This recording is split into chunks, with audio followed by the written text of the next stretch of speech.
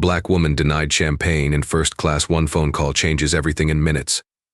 On what seemed like an ordinary flight, a well-dressed black woman calmly settled into her first-class seat. But what followed left the entire cabin in shocked silence. When her simple request for a glass of champagne was met with blatant disrespect, no one could have anticipated how her composed response would trigger a chain of events that shook not only the flight crew but the entire airline. This is more than just a story about injustice, it's a powerful lesson in dignity and accountability. As you watch this story unfold, ask yourself, how would you respond to injustice in a public setting? Would you rise above the sting of indignity, or let anger consume the moment? If stories of resilience and the fight for dignity inspire you, make sure to like, share, and subscribe. Your support helps us bring more real-life tales like Maya's to audiences around the world. Let's dive into this remarkable journey.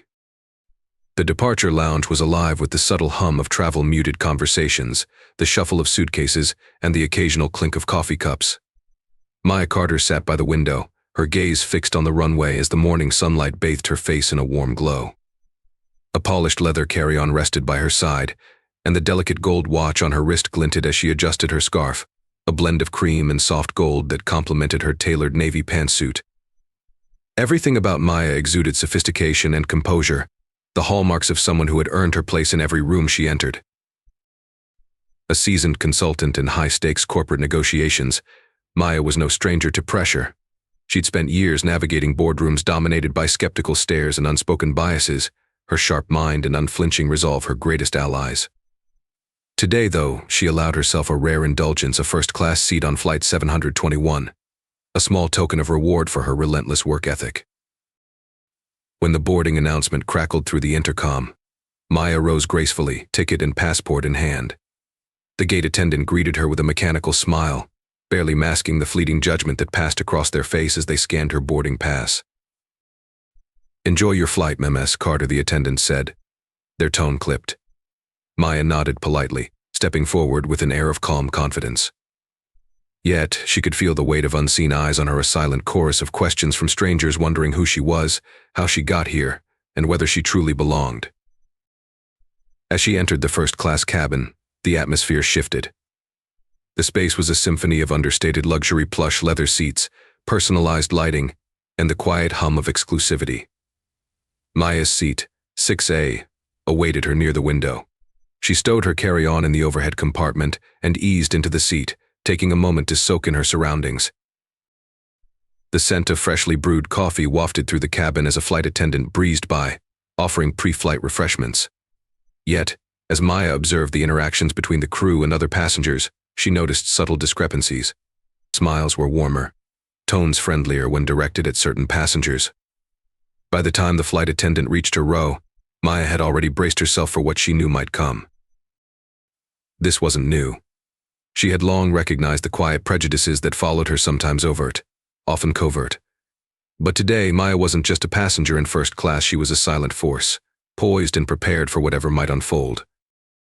Maya settled into her first-class seat, a rare moment of calm washing over her after weeks of grueling travel. She flipped through the embossed menu tucked into her armrest, her gaze lingering on the list of beverages. Champagne caught her eye, a perfect indulgence to mark the start of this well-earned respite. As the flight attendants began their rounds, a tall blonde woman named Lisa approached Maya's row. Her polished uniform and professional smile were carefully curated, but her eyes betrayed something else, a flicker of judgment. "Can I get you anything to start?" Lisa asked, her voice carrying a forced politeness. "Yes," Maya replied with an even tone. "I'd like a glass of champagne, please." Lisa's expression changed almost imperceptibly, a slight raise of her brow, a hesitation that hadn't been present with the other passengers. "Champagne is for our first-class passengers," she said, her voice dripping with feigned sweetness. "Are you sure you're in the right seat?"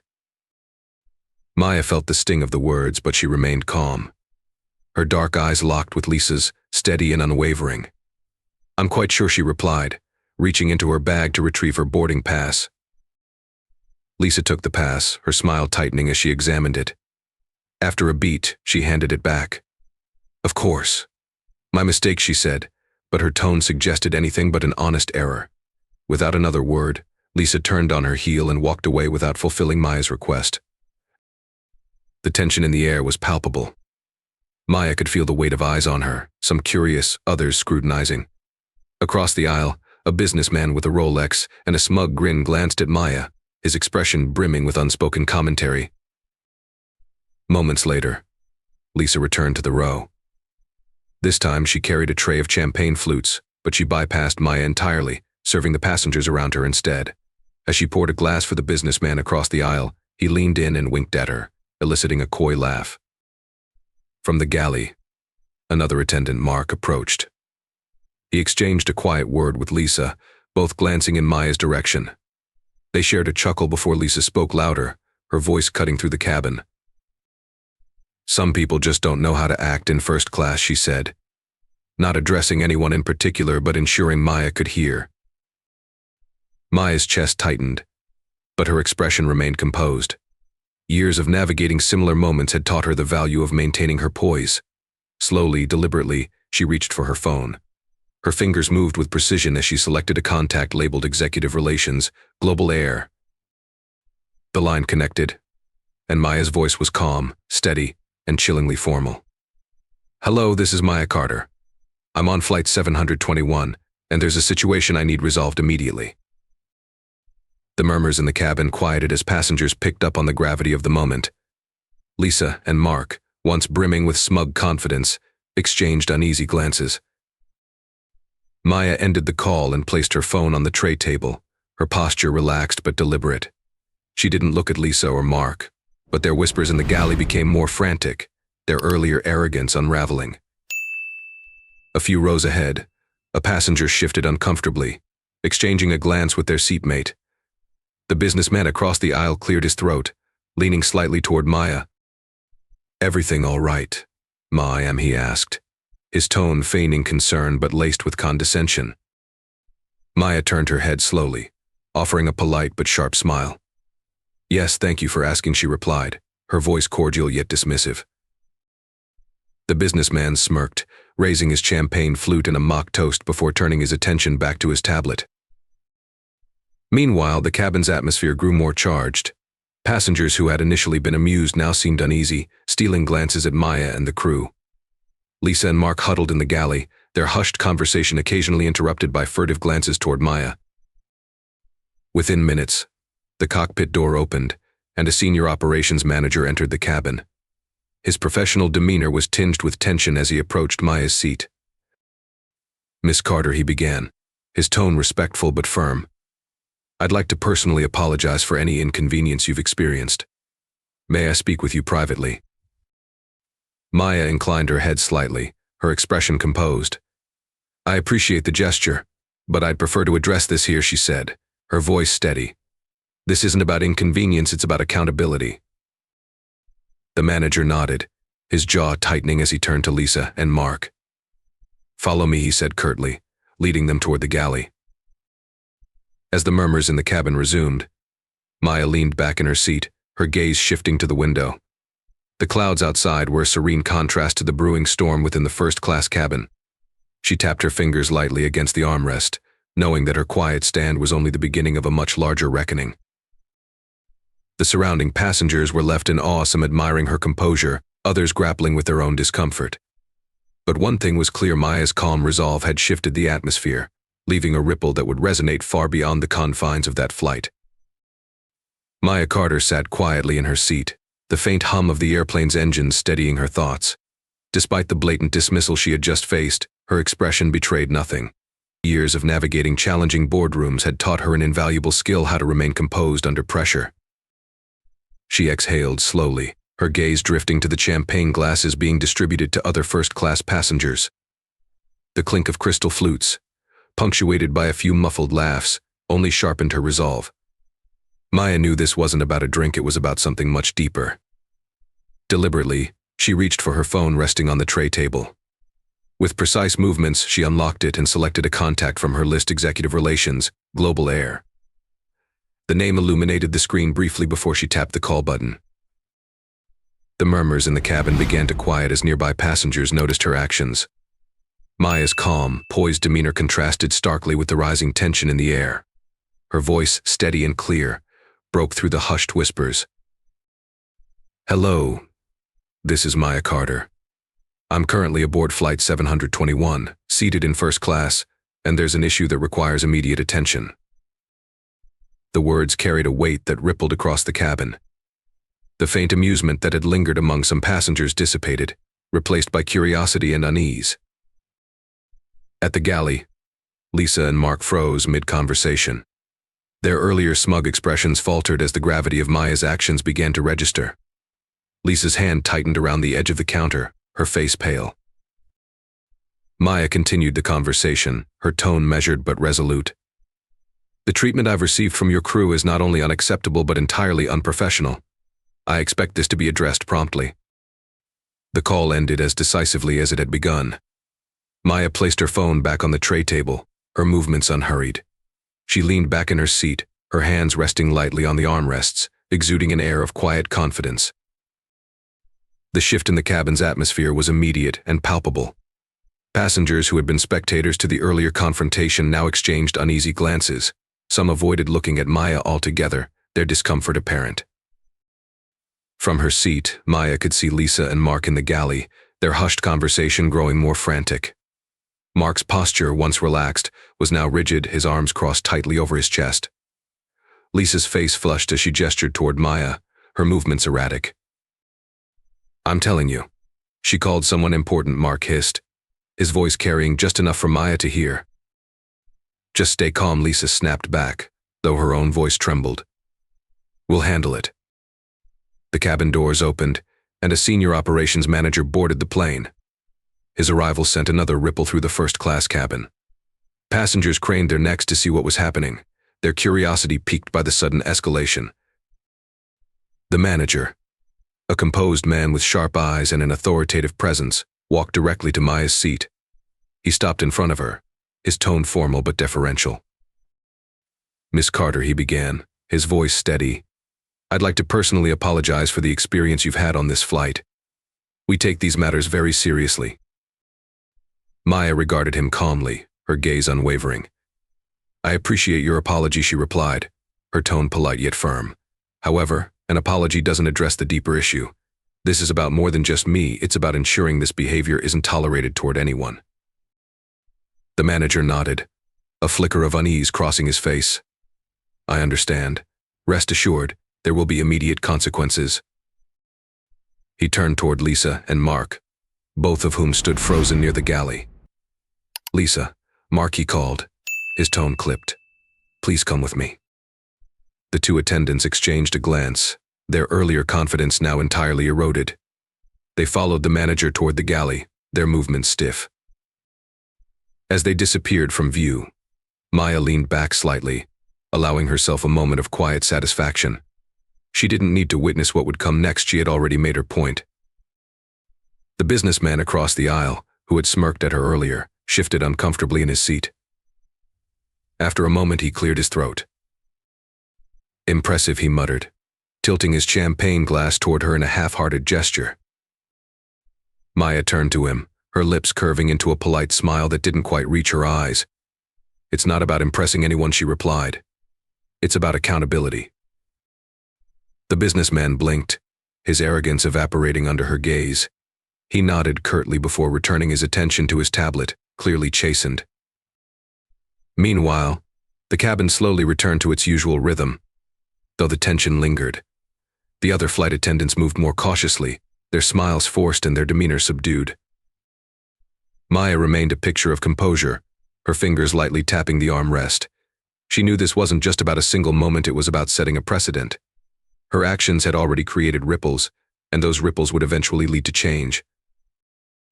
As the flight carried on, Maya gazed out the window, the soft clouds below a stark contrast to the turbulence of the situation. With grace and authority, she had turned a moment of indignity into an opportunity for justice. And that, she knew, was the ultimate triumph. The hum of the engines filled the cabin as the plane continued its steady ascent. Moments later, the senior operations manager returned to first class, his expression a blend of professionalism and urgency. His presence brought an unspoken weight to the cabin, and every passenger seemed to lean in slightly, curious about what would unfold. "Miss Carter," he began, stopping by Maya's seat and inclining his head respectfully. On behalf of Global Air, I'd like to offer my sincerest apologies for the unacceptable behavior you've experienced today. This is not representative of the values we uphold as a company. Maya, seated with her posture straight and composed, met his gaze evenly. Her hands were folded neatly in her lap, her calm demeanor radiating authority. "I appreciate your apology," she said, her tone steady but firm. "However, apologies alone don't resolve systemic issues. What assurances can you provide that this type of behavior won't occur again, not just for me, but for anyone else?" The manager shifted slightly, clearly not accustomed to being confronted so directly. "You're absolutely right, Miss Carter," he replied. "This matter will be addressed immediately. Both individuals involved will be removed from duty for the remainder of this flight, and a full investigation will follow. Additionally, we are reviewing our training programs to ensure our staff understands the importance of inclusivity and respect." Maya gave a small nod, but her gaze didn't waver. "Promises are easy to make in moments like this," she said. "The real test is following through when the attention fades. Systemic change requires accountability at every level. Will that be part of your plan?" Her words hung in the air, and for a brief moment, the manager seemed taken aback. Then, he nodded solemnly. "Yes, Miss Carter. I'll personally oversee that this incident becomes a catalyst for meaningful change. You have my word." Maya studied him for a moment longer, her silence deliberate. Then, she inclined her head slightly. "Good. I trust you'll ensure it's done." The manager turned to Lisa and Mark, who were standing stiffly near the galley. Their earlier confidence had evaporated, replaced by visible unease. "Lisa," Mark, he called, his tone sharp. "Collect your belongings. You'll be disembarking at our next stop in Denver." The announcement sent a ripple of murmurs through the cabin. Passengers exchanged glances, some intrigued, others visibly uncomfortable. Lisa's face flushed as she glanced at Mark, who looked equally rattled. Neither of them spoke as they hastily complied, their movements stiff and robotic. The businessman across the aisle, who had previously smirked at Maya, now sat quietly, his gaze shifting awkwardly between her and the departing crew members. He cleared his throat, leaning slightly toward her. "Well handled," he muttered, his earlier arrogance replaced by a tone of cautious respect. Maya turned to him, her expression composed. "It's not about handling anything," she replied calmly. "It's about standing up for what's right." The businessman nodded quickly, retreating back into his seat. Meanwhile, other passengers began to whisper among themselves. A woman seated 2 rows ahead glanced back, offering Maya a small nod of approval. Others, however, avoided eye contact, their expressions ranging from indifference to discomfort. As the plane began its descent into Denver for the layover, the tension in the cabin was palpable. The manager made his way to the galley, where Lisa and Mark stood waiting, their faces pale. Without another word, he escorted them off the plane, leaving the remaining flight crew visibly unsettled. The aircraft resumed its journey shortly after, the atmosphere quieter but still charged. Maya remained composed, her gaze fixed out the window. She could feel the ripple effects of her actions, a mixture of admiration, respect, and lingering skepticism from those around her. For Maya, it wasn't about seeking approval or attention. This moment wasn't about her alone. It was about creating a precedent, ensuring that no one else would have to endure such indignity in the future. She had turned what could have been a fleeting moment of disrespect into an opportunity for accountability and change. As the plane climbed once more above the clouds, Maya allowed herself a brief moment of reflection. The road to justice was never easy, but every step forward mattered. This was just one ripple in a much larger sea of change, and she intended to ensure it would grow. As the plane cruised above the clouds, Maya Carter gazed out the window, her reflection faintly visible against the endless blue sky. The cabin had grown quieter, the earlier tension now replaced by a subdued calm. Yet, Maya's thoughts were anything but quiet. She thought of her grandmother, a woman of quiet strength who had spent her life teaching resilience in the face of systemic injustice. Her grandmother's words echoed in her mind. Resilience isn't just about enduring, it's about ensuring the next generation faces fewer battles than we did. Maya allowed herself a small smile as she imagined how her grandmother would react to her handling of the situation. "You've got the grace to rise above," her grandmother would say, "but you still know how to stand firm." The weight of that legacy pressed gently on Maya's shoulders, not as a burden, but as a reminder of her responsibility. Her actions today weren't just about claiming her dignity, they were about paving a smoother path for others. Days after the flight, Maya received a formal follow-up from the airline. The message detailed immediate operational changes, mandatory inclusivity training for all crew members, the introduction of stricter performance evaluations, and the creation of an advisory panel focused on equity and inclusivity. Maya was personally invited to join the panel, a role she accepted without hesitation, and her involvement wasn't symbolic. Maya dove into the work, ensuring the airline's promises weren't just empty words. She reviewed policies, spoke with staff, and contributed to the design of accountability measures that would prevent future incidents like hers. In her quieter moments, Maya reflected on how far she'd come, not just personally, but as part of a generational journey. Her grandmother had fought for basic respect, her mother for equal opportunity, and now Maya was fighting for systemic change. Progress was slow, but it was real.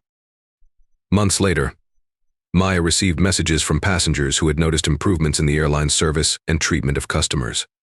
One letter in particular stood out. A young woman thanked Maya for inspiring her to speak up after experiencing her own moment of injustice.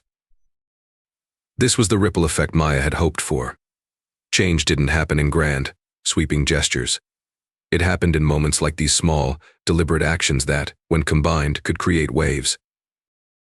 As Maya closed her grandmother's journal one evening, she thought again of her words.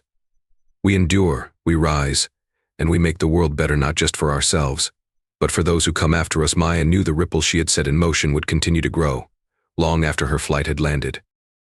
Maya Carter sat in her cozy home office, the golden light of sunset filtering through the windows. In her hands was a well-worn journal, the pages filled with her grandmother's careful handwriting, a treasure trove of wisdom passed down through generations. She flipped through its pages, pausing on one entry that had always resonated with her. True strength lies in grace under pressure and the courage to demand better, not just for yourself, but for others. The events of her flight replayed in her mind, not as moments of conflict, but as moments of clarity. Each choice she made to stay composed, to hold others accountable, and to advocate for systemic change was rooted in the lessons she had learned from her family. The story wasn't just about a glass of champagne. It was about standing firm in the face of injustice and using that moment to create a lasting impact. Maya had turned an act of disrespect into a catalyst for change, not through anger, but through resilience and purpose. For viewers watching this, the takeaway is clear: even the smallest actions can create ripples that lead to meaningful change. Staying composed in difficult situations isn't just about keeping your cool, it's about leveraging those moments to advocate for fairness and equality. Each of us has the power to influence the world around us, no matter how big or small the stage may seem. Whether it's standing up for yourself, supporting someone else, or challenging a system that perpetuates harm, your voice matters. As Maya closed her grandmother's journal, she smiled, feeling a sense of peace. The world hadn't changed overnight, but it had shifted one small step toward dignity, respect, and progress. If Maya's story has inspired you, take a moment to reflect on how you can create ripples in your own life. What actions can you take to stand up for what's right? Share your thoughts in the comments below. We'd love to hear from you.